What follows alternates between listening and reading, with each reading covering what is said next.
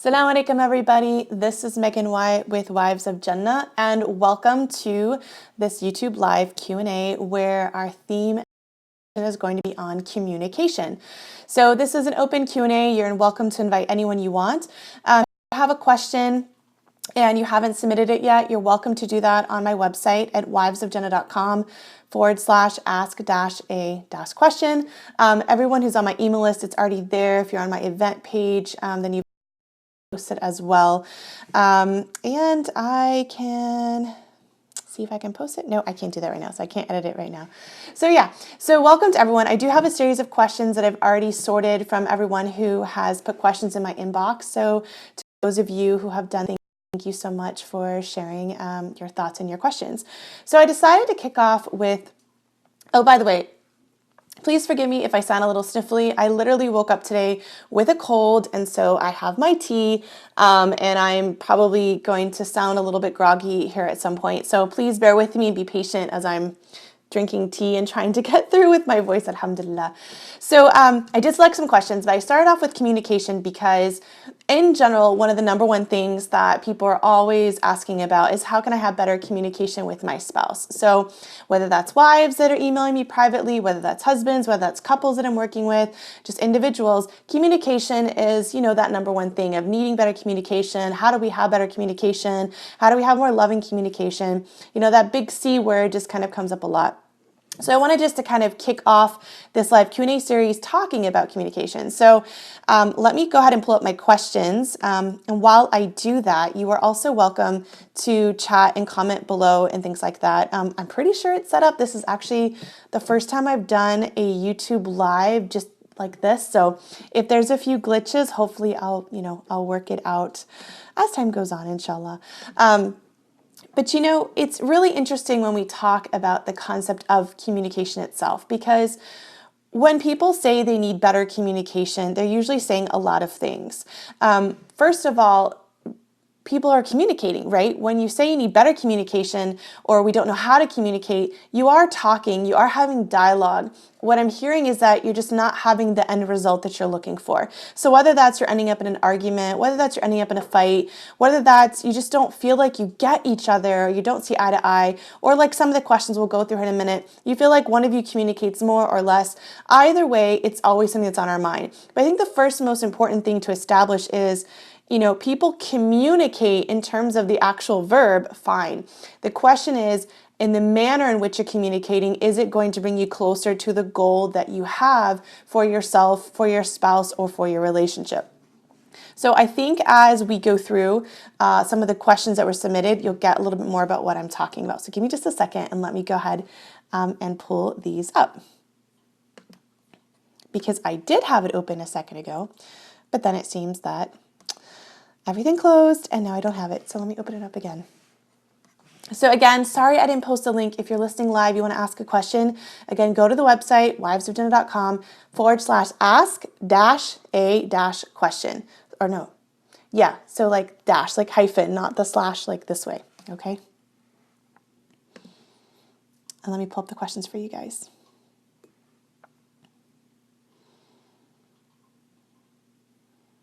Of course, it feels like the internet's so slow on the days that you need things to go quickly, right? All right, it's coming. All right.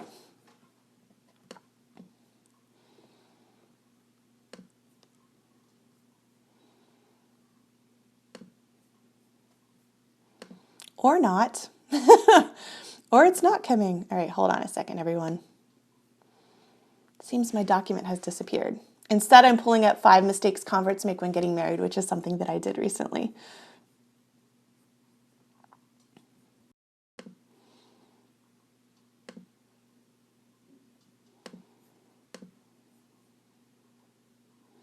Okay, so here's one of the questions that I have in the inbox.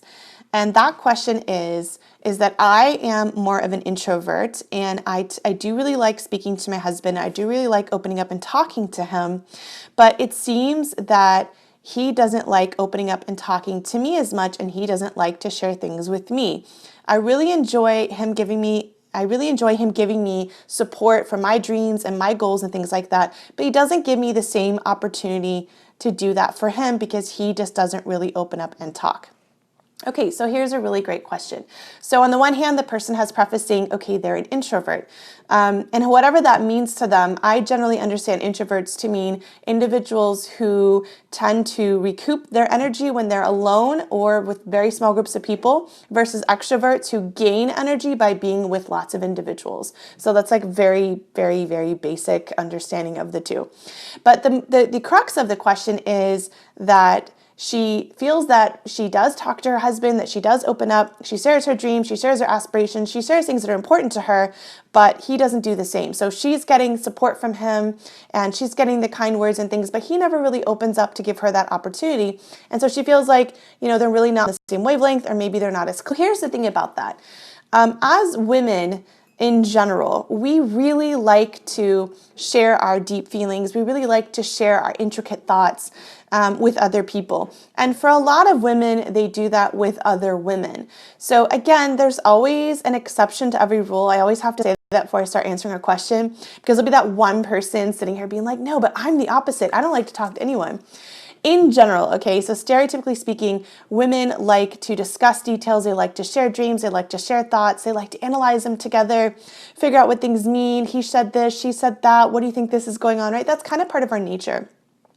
Whereas men, on the other hand, aren't so much about the sharing as they are looking if there's something to solve or something very specific that's needed. Now, this is so stereotypical, it's almost like men are from Mars, women are from Venus type of stuff, right? So a book that's been around forever, and like disclaimer, not all of it I'm behind, but just the general idea in it is accurate, that we are different in how we approach communication. So for us women, the process of talking is what creates a feeling of closeness for us, okay? So it's not necessarily the end point or the end result that we're getting to that's most important to us. It's actually the process of talking. So hearing our thoughts externalized, processing through our feelings externally, sharing them with other women, having them echoed back, that entire process is how we connect with each other. It's how we make sense of the world. It's how we share joys. It's also how we de-stress. But for men, again, stereotypically speaking, they're not like this. The process of communication isn't necessarily where they find the joy. So a man may really enjoy listening to you as you process things externally, but he doesn't share the same need to do it the same way. And because of the difference, a lot of women feel like their husbands just don't open up to them or don't talk to them. For some men, they need, like a very specific reason to talk to their wife. So, it's the example of, well, I can't say that this didn't happen, but a lot of people look to the Prophet Muhammad when he saw.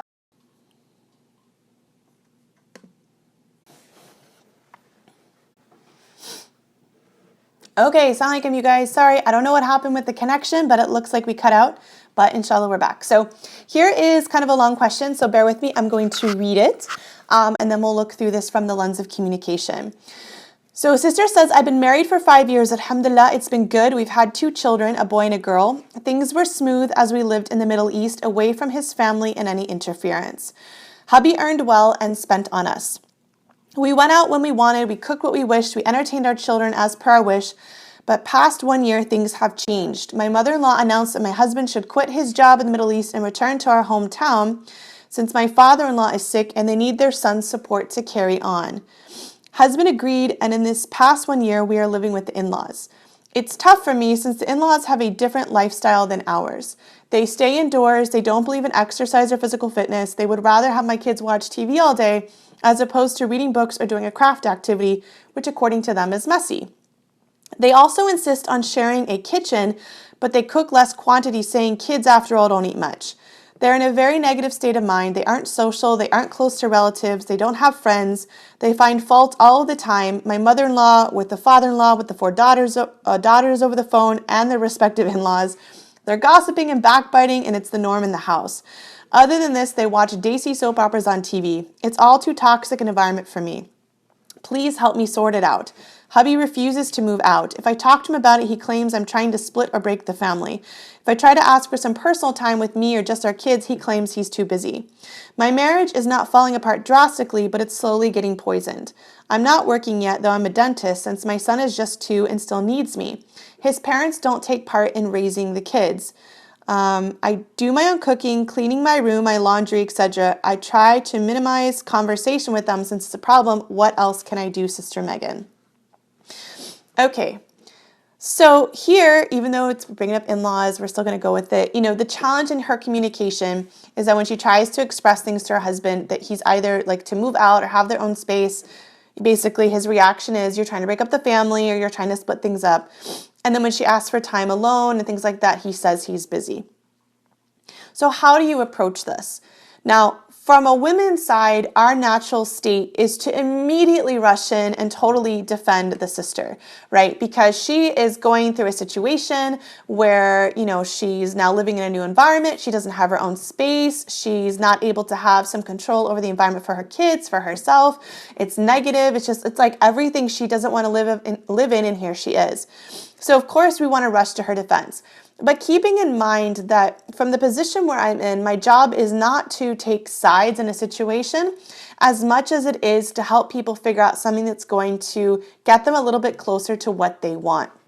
So in her situation, where I would begin is the following, is to first try to step back and understand that this shift and this move has been really, really huge for your husband as well. So it's not just you that's had to move from the Middle East back home. It's not just you that had to downsize from your own house to living with parents. It's not just you that had to start living in a completely different environment.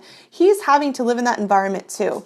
And my best guess is that he doesn't also enjoy the environment itself, right? He probably doesn't prefer the soap operas, the negativity, the fact that his parents don't go out and things like that. This has been really hard for him too. And on top of that, he had to shift work. He had to start a new company and his wife is unhappy and his parents are needing him now. Now he's there 24/7. So in other words, it's not just you. You guys are both in this together. You're both probably dealing with your own versions of stress, your own versions of frustration, your own versions of struggle in dealing with the environment. And I say that because I think first with communication, it's really helpful for you to understand that he's having a hard time too. When you can sort of take a step back and recognize, it's not just you that's having a hard time, you're both in this together, you might see him a little bit differently. You might start thinking about the fact that when you come with this need or you want to move out or whatever, it's just another thing on his back right now that he has to handle. Again, bear with me, nobody leaves at this point. That's not to negate your feelings. I'm going to get to that. But again, a great place to start is first understanding he too is in stress. He too has to deal with, the sick father-in-law and the shift and the move and everything. From there, if you would approach it a little bit differently, that, hey, listen, I know this move has really been hard for both of us. We both had to move. We both had to give up autonomy. We both had to give up independence. We both had to move into this house, completely change things. And alhamdulillah for the blessing of being able to be here for your family and to serve your parents and to take care of them. But I know if it's been hard for me, I know there's parts of this that are hard for you too. Right? Maybe starting from that place of compassion.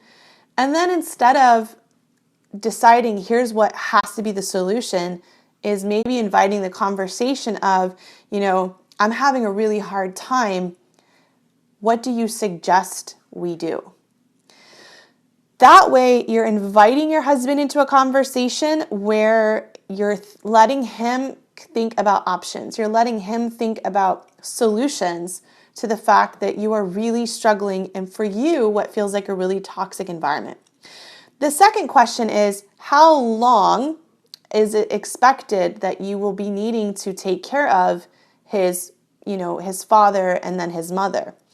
Is this your life for the next 20 years, next 30 years? What's the understanding? Is his father in a critical condition that, forgive me, I don't mean to sound uncompassionate in any way, that is expected to be short term, where you just need to be patient for a while and this is one of your tests and inshallah you're going to help everyone move through a transition? Or is this something that could go on for another 10, 15, who knows how many years? That's really important part of your communication, is asking your husband, what do you expect is our future for the next 5 years? If his understanding is, well, for the next 5 years, you guys are going to live in his parents' home, this is the way it's going to be, that's the place where you can start having a conversation about, I want to help take care of your parents. I want to help support them 100%, but I will not be able to do that while we stay here. Now, that's going to be hard for him to hear, maybe because he feels a lot of guilt, he feels a lot of duty, maybe because he just loves being with his parents, right? But your peace matters and is important. But the solution part of it is asking him to figure out what's a win-win, where he's here and he's able to take care of his parents, he's able to support his parents. There isn't a day that goes by, if that's what's necessary, that he's not there to take care of them in some way or serve them or do whatever they need, but that you can also take care of your immediate family. So it's tricky, but it has to be a place, I think, first where you're coming with compassion and understanding for his situation, for his stress, for his burden too, so that you guys are on a team again dealing with the situation rather than you being against him. I hope that makes sense a little bit. And also asking him, again, what's your plan for the next 5 years? Are you living with your in-laws inevitably? That's not something you guys agreed to, or it's not something you had in your mind. So you guys need to have a conversation. And the second part of you wanting a break and you wanting to go out without your kids and you need a break, or maybe with him and he's just busy, maybe right now is going to be a time where what's more important is you developing your own life, your friends circle, your children's social life, so that you're not fully dependent on him right now for a break. You're not fully dependent on him for, socialization or fun. This might be a period right now of transition where you need to work on yourself, you need to develop yourself, and then bring back, start to ease back in the fact that you'd like to go out alone without the kids for a little while, that you want to go out as a couple for a little while. Again, him working more or being away more, to me, is a sign that there's so much stress that he just would rather stay away because he doesn't know how to deal with it. So having compassion for him and at the same time having compassion for yourself. So looking for a compassion in the dialogue will help you guys come together, inshallah. All right, let's look up the next question. Welcome to everybody just joining in. I'm so glad to have you here on the YouTube channel.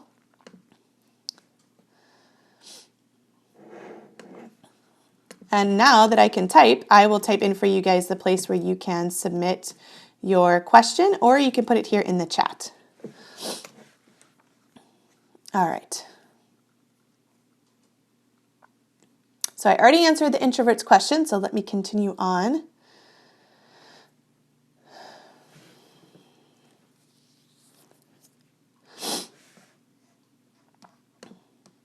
I'm just scrolling through the questions, be patient. So making sure that they're kind of in line with the topic that we have. Okay, so this second question, which I've already read before, I think is really important. It's going to be really similar to the last answer. So in this situation, we have a sister who's saying that her husband sleeps in on the weekends. And when she says sleeps in, she doesn't mean 9 or 10 a.m. She says he sleeps till 6 p.m. or 7 p.m. So like all the way, and so sorry, I'm flipping my notebook, all the way until basically the next evening. And she said that this has been going on for 4 or 5 years. Medically, there's nothing wrong, that he sleeps that much. He's had all sorts of tests done. He doesn't want to get up to help her with the toddler. And basically, this is something they fight about all the time. Wow, that's a lot of sleep. So first of all, I don't know what your husband does for a living. I don't know if he's like a doctor who like works on rotations and like this is the days that like he catches up on sleep because he's been up for like, 3 days straight. I'm not really sure, what the situation is. But that is a long time to sleep. So it's the number one thing you guys are fighting about. So there's a couple of options. One of them is to let him know that he can sleep in as much as he wants on one day of the weekend, but let him know that there's another day where you are going to, you need to be able to take time out as a family to be together or time out for yourself. There isn't, when it comes to fighting, I'm really curious what it is he's arguing about. Again, like if he has a really rigorous job and this is the only time he can sleep, then this might be one thing. But if he comes home at a normal hour, like I kind of wish I had the details, 6 or 7 p.m. each night, and then he's still sleeping all the way until that time. Is he sleeping at night? Like, does he have a habit that keeps him up at night? Does he have insomnia? Like, I have so many questions. But rather than trying to control the sleep, maybe part of it is also, that you want to shift the days, that he can sleep as much as he wants on Saturdays, but Sunday there is a day where you're going to need to be able to go out and do things. if you've tried those things, if you've tried to put your foot down, if you've tried to negotiate, and no matter what, like he just really doesn't want to get up ever, and it's going to be a problem for you, you have to ask yourself right now, is you getting upset in the end, is it going to bring you closer to what you want? Is this helping you? Or just like the last questioner, would it be better for you at this point in your life right now to accept that, you know what, this is who he is, you don't know why he's that way, whatever, and go on and plan a wonderful weekend for yourself with your toddler? I have 4 kids. I totally understand. Kids are exhausting. Mom needs breaks. Just, last week on the Wives of Jannah page, I wrote an entire post about burnout and how it's real and how moms legitimately get burnt out and legitimately need breaks. So that's a real thing, and I really feel for you. But if it's been 4 or 5 years and you guys are arguing about it all the time and it's not changing, you have to ask yourself, is it worth fighting over consistently? Or should you go ahead and plan your life accordingly, that he's not going to be there? So you start planning your weekend in a way that is meaningful for you, that is fun for you, whether that's finding a babysitter where you have friends where maybe you can drop off your child and you guys take turns, finding other forms of support. Because right now, my concern is, in this particular situation, is you being able to take care of yourself. So he's not doing it, so we'll leave that alone. And again, I know women really don't like when I say stuff like this, because again, we want to step in and protect you. We want to support you. We're like, that's not fair. That's something that shouldn't be okay. No, it's not fair. It's not okay. But I'm right now, like when I think about myself as a coach working with someone, my first step is, okay, if we put that aside, you've been trying for 5 years, it didn't work. Let's find other ways to take care of you right now. Let's find other ways for you to get sleep or breaks or alone time. You have a toddler. Doesn't say how old they are, and that toddler, of course, will continue to get older and easier. Figure out a schedule. If you have family that can help you, if you've got friends that can help you, other people to help you maintain your sanity, your well-being, so that you can get some alone time. And also, again, I don't know what he does for a living because you didn't mention it. If he's going to sleep that much on the weekends, then maybe you need to start negotiating your evenings and the weekdays. So if you're going to sleep this many hours on the weekend, then 3 nights a week is you're going to be your alone time, and he's with your child. Other than that, the only other thing that I could possibly give to you, which would need maybe a professional in therapy to talk about this with, is your husband suffering from some form of depression? Because one of the signs or symptoms of depression is someone that sleeps excessively. So you can have what's called like a high functioning, depressed person. That person can get up and go to work and they can perform their job, but any of the time outside of that, they literally fall apart. So they excessively sleep, and they would rather sleep than get up for life. They would rather sleep than be with family, than be with friends, even like get up and watch TV. Like, these are people who would just sleep and sleep and sleep. So medically, if nothing's wrong with him, maybe consider exploring, emotionally, mentally, spiritually, how is his state as an individual, because that isn't a norm. But please, in the meantime, figure out how to take care of yourself first. And then after you've got a better system for yourself, then maybe you'll have the energy and the emotional stamina to re-tackle what's going on with your husband. Allahu Alam. All right, let's pull up the next question. Wa alaikum salam to Maymuna and Zoom Islam. Wa alaikum salam. Thank you for joining in.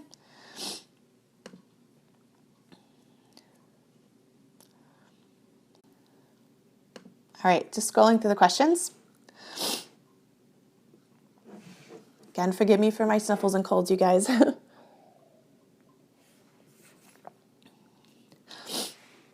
All right, so the next question is that my husband and I have been married for 20 years, but have been housemates for the past 2 years. We are physically and emotionally separated. Our conversations are about home and kids, but not on us as a couple. Our problems have been addressed, but no long-term fix. He won't go to therapy, and now we both do not want to talk about us anymore because of no improvement. Issues of porn, resentment towards me, and depression are affecting my husband. I'm having a hard time opening myself again. I think she meant because she's afraid of getting hurt. And I'm busy raising our kids and honestly wiped out, and I don't have any more energy or time to get hurt again. Is this a problem fixed with communication? What can I say that I haven't said before? He wants me to not talk about his flaws and says when I do, I'm not showing him gratitude for what he does good for me and the kids. How do I talk to him to allow a chance for us to reconnect if we don't talk about the things that cause us to disconnect? All right, so this is a really great question, so thank you so much for sending it in. So like every question, I have more questions, right, in my head. So it sounds like you said you've been married for 20, but just the past 2 years, things have shifted. So I'm not sure, you've mentioned issues with pornography, like where that comes into the picture. Is this something new? Is it something old? Has it always been going on? Is it something just discovered? Like, I don't really have enough information from you about that. But regardless of that, you asked a question of how can you reconnect if you don't talk about things that cause you to disconnect. So with pornography, for example, or something of this nature, or anything that has to do with infidelity, cheating, any kind of behavior that's like not okay, in my mind, the first question is this being dealt with? Is it something of the past that now it's just about moving forward? Is it something that is ongoing? Is it being addressed? It would have to be addressed in order for you to move forward. It would have to be handled in order for you to have that trust again and not get hurt. And there are usually steps and guidelines for couples that have gone through that, where, you know, the person who has the, like, for example, a pornography issue, a porn addiction, things like that, has to be able to earn that trust back and basically display that they are not doing those things again, that they're not engaging in certain behaviors naturally for their wife to trust them. So you have every right to that. But I'm going to assume, just based on your question, that maybe things have already been addressed. I don't know. And your husband is basically saying, don't talk about his flaws, because when you do that, you're not being grateful. So maybe if you want to connect, you need to flip it around. Maybe for a while, say, try it for the next 60 days, you completely focus on gratitude. You don't ignore, but you just put on the back burner for a little bit. Again, assuming that the pornography issue has already been addressed, okay? This is really important, but assuming that it has, you put that on the back burner for a little while, and you see your husband in the full picture, that he is this person maybe that has hurt you with certain things, but he's also maybe the good father or the otherwise kind husband that does A, B, C, D, E, F, G. Maybe right now your relationship is just in such a, it's just such a low point that you guys both need to like build it back up again before you're able to talk again about the difficult things. So maybe consider adding in the compliments, the appreciation. And if you're not even able to do it to his face right now, maybe things are too raw, consider making dua for him. Consider, privately with Allah, thanking Allah for the things that he does good. Does he pay the bills, that you don't have to ask him? Does he bring, home food? You don't have to think about it. Is he kind to your kids? You don't even have to think about it, right? Things that are ongoing, that are part of his character as well. Maybe give your heart some time to focus on the good, because that'll put you in a better situation again, that when you're ready to address the hurt, he also knows, hey, I see all the great things and I see the things that I appreciate about you, but I'm still hurting over these other things. And maybe at that point, because you mentioned he has resentment towards you, and I don't know anything about what that is, but maybe there's healing that has to happen for both of you. Always, again, knowing that most of my audience is women want to come in and just say no, and he has to deal with it and whatever, and you shouldn't have to do anything. But those kind of comments, while they might be emotionally validating, they're not constructive. They're not going to help you get out of the place that you're in. So again, sometimes the advice that I'm offering, it may not feel like it's like, kind of like you're getting all like the justice that you want, but instead the goal is to move the ball forward a little bit.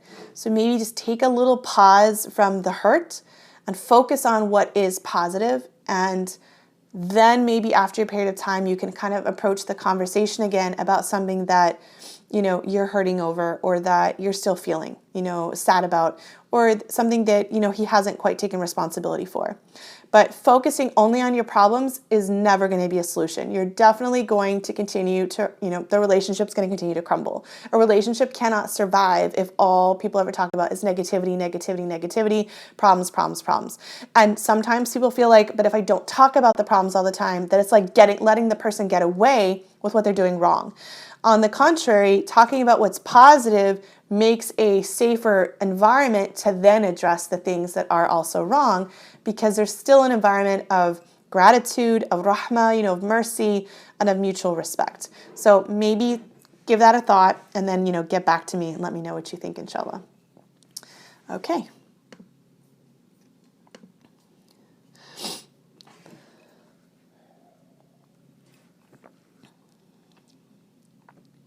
So question, is it permissible to hide things from your husband that potentially could lead to misunderstandings? Sometimes I feel like I shouldn't share my insecurities. It makes him shocked and silent. Is this a communication gap or normal to keep some thoughts to yourself? So, a couple of things here. When you say hide things, when you're talking about your own insecurities, it's not like you're hiding something that's detrimental to your marriage, right? It's not like you did something wrong and now you're lying about it, or you're trying to cover up or cover your tracks, right? You're talking about your own insecurities. So yeah, you don't have to share your insecurities with your spouse. I guarantee your spouse doesn't share all their insecurities with you, right? So no, you don't have to share your insecurities. You don't have to say everything that's on your mind. But it sounds like you kind of wanted to, and then your husband was pretty shocked. And that might be okay too. Maybe he was surprised to hear some of your insecurities. He didn't know how to respond to it. That's okay. That's okay. What's important is after you share the insecurities, what was kind of like the end result overall? Was he still loving? Was he still kind? Maybe he was shocked. Maybe he didn't know how to answer it. Maybe, for example, if a woman says, I'm really insecure and I feel really jealous about the people that you work with at work, and he might be really shocked by that because he's like, what are you saying about my character? I would never, go outside our marriage, inshallah, I would never go look at other women, or I would never flirt with this person at the office, whatever, right? So sometimes the shock is that your insecurity is also an accusation. But otherwise, maybe he doesn't know how to respond to it. That's okay. So no, you don't have to share all your insecurities. Yes, you can keep them to themselves. That's something you can work on between you and Allah subhanahu wa ta'ala. Or, it could be something you talk about with a friend, certain things depending on what they are. But I don't think it's like a big issue that you have to be really worried about, inshallah. All right, scrolling through the questions.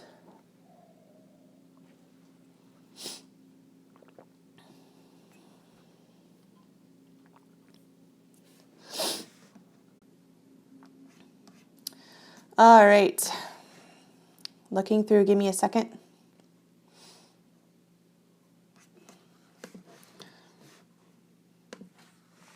Again, welcome to everybody tuning in. Apologies for the tea. I keep saying that because I know some of you guys are coming going, why is this girl sniffling?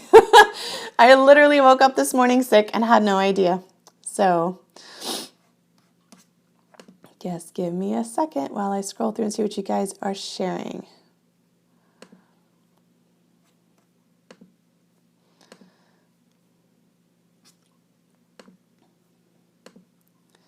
So again, more questions coming in. How do you get a man to open up? So go back to the beginning if you missed it later, and just see kind of my conversation about men and women and how we communicate and why it's okay that we are a little bit different. And looking for more questions on communication.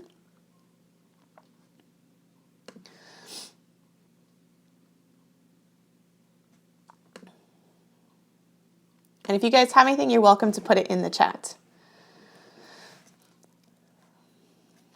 For the person asking about how do you find a good husband, that will have to be another time, another YouTube live. But may Allah subhanahu wa ta'ala guide you and grant you a righteous spouse. All right, another question. Thank you for this wonderful service. Alhamdulillah. My husband and I live with his sick, elderly, and widowed mother, and we have 2 small kids under 4.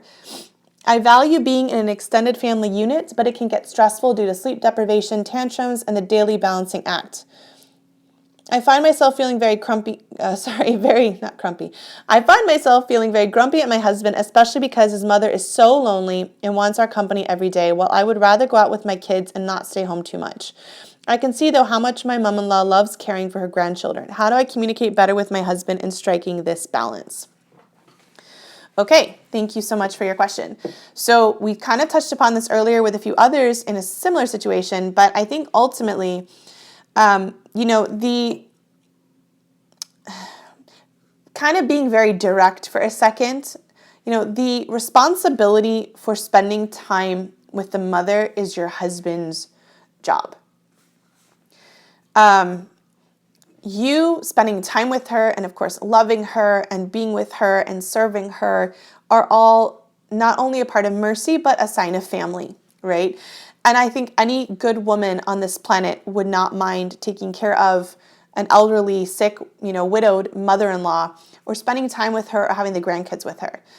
But I think it's important to understand that the responsibility has to come back to your husband to figure out how to take care of his mom while also helping you figure out how to take care of yourself.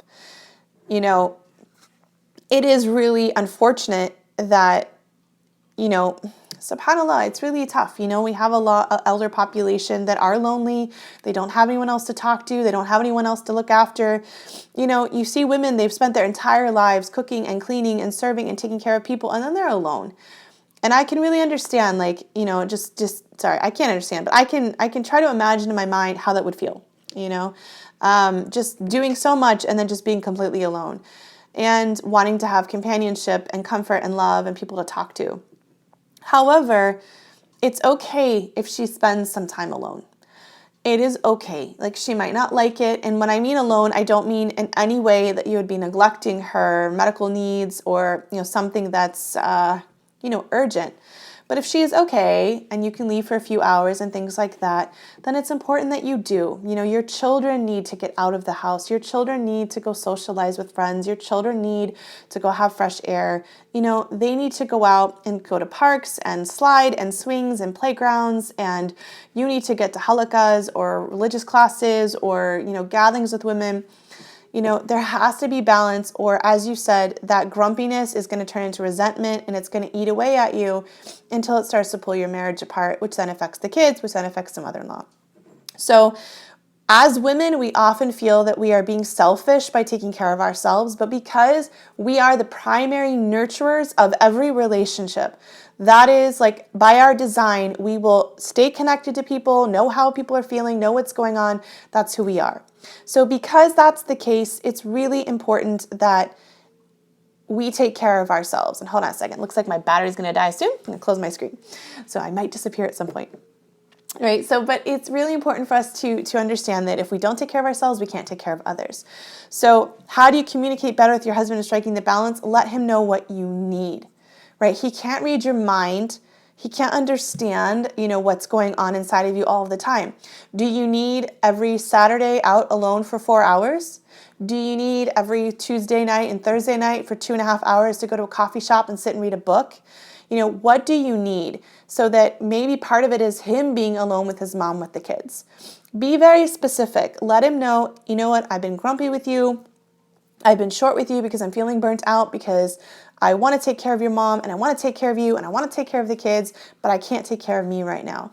And I want to figure this out together. So again, looking for that win-win, expressing your desire to take care of his mom, expressing your desire to honor the role that he's in. It's hard for him too, just like I talked about with someone else earlier. But be very specific. Let him know what would balance look like for you. If you just say, I need balance, right? He might think you already are balanced, right? So be very specific. I need to go out once a week by myself with no kids, with no person, where I don't have to worry about caretaking, just to sit by myself and have coffee and read a book at a coffee shop. Or I need to go out once a week to a class where I see other people, I go to a halakha, I do studies, just so I can take care of my spirituality. Be very specific. Women often get so frustrated with their husbands because they think they should see them struggling, understand that they're struggling, and just know how to fix it, but they don't. They mean well, they want to take care of you, but they really can't read your mind. So be specific, inshallah, and I hope that helps.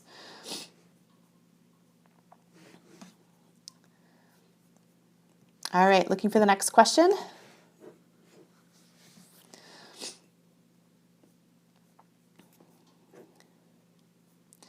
Again, when you guys are submitting your questions, keep them communication-based for today. I know we're a little bit all over the place, but all of them come back to how you communicate. Try. And other times, I promise we're going to do other topics. We'll do in-laws, we'll do intimacy, we'll do, other topics in general that are on people's minds.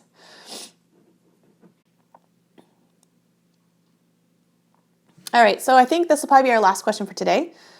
I had been married to my spouse for more than 7 years, and things were better before we had kids. He was always distant and very introverted, but it didn't bother me before because I was busy with other things. Now that the kids are young, it started to bother me a lot. As much as I tell him my needs and phrase them assertively, he just seems to get more distant, work longer hours, etc. I craved for touch, words, and time with my husband for the past few months. However, now I've reached a phase where I do not care anymore and prefer distance from him and idealizing divorce, which seems like the ideal option. I feel sad because of the kids, and I truly believe my husband is a good man, just that we do not fit at this moment. Okay, so in your question, you said something really important, and that is you feel like you guys don't fit at this moment, okay? So life and marriage has seasons. So for a period of time, his introverted nature, as you said, or maybe just being more to himself, didn't bother you because it sounds like you were really busy in your life. You were doing things that were meaningful to you. You were doing things that were fulfilling for you. So you didn't need as much from him, is what kind of like how I'm reading the description. But now you have kids and suddenly things have shifted, which is really common for women. They have kids and suddenly they're home more or they're with kids more and they rely on their husbands more, whether emotionally, financially, physically, like they need more from their spouse at this period in time. Now, he is obviously going to need to adjust into that, right? Because he's always been this quiet to himself, introverted person, and it was okay before. Now it's not okay. So what hasn't changed is him. What's changed is you, and you guys are in a season. It may be that for a while, there's going to be an acclimation period. Let's see, you guys, before you had kids, how old are your kids? Does it say? No, it doesn't say. Okay. So if before you were busy and that busyness basically met some of your emotional needs, now you have kids, there are two ways to approach this.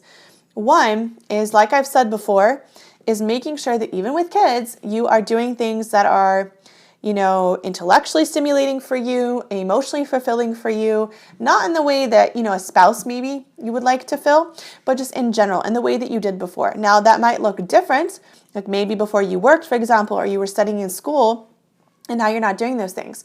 So it's really important to understand that part of your happiness is your responsibility to be doing things that fill you up and make you feel alive and make you feel excited like you did before. And again, it might not happen at the same rate or the same pace as before you had kids, but it can still happen, right? So women with kids do all kinds of things all the time. So having children, yes, they take up a lot of our time, energy, and focus, like especially toddlers and then babies, right? We're sleep deprived, our brains don't work right. Like it's a really hard season to go through. I totally understand. But that doesn't mean that you can't take responsibility for doing things and building into your week things that are going to help keep you afloat, that again, meet your intellectual needs and some of your emotional needs. Now, aside from that, there is a part here where things should not have changed. So you're saying, for example, that you're craving more, you craved touch. So if you crave touch, my question to you is, and maybe we'd have to talk, might be something we work out in coaching, but, what if you just go touch him? So rather than waiting for him to initiate, if you go curl up to him on the couch, if when he comes home, you give him a hug, and then when he goes to pull away, you say, I'm not done yet, and you hug him a little bit longer. If you initiate intimacy, if you initiate those spaces together where that touch can happen, what would happen? Like, why are you waiting for him to be the one to give it to you? Does he pull away from you? I mean, did he pull away in the beginning?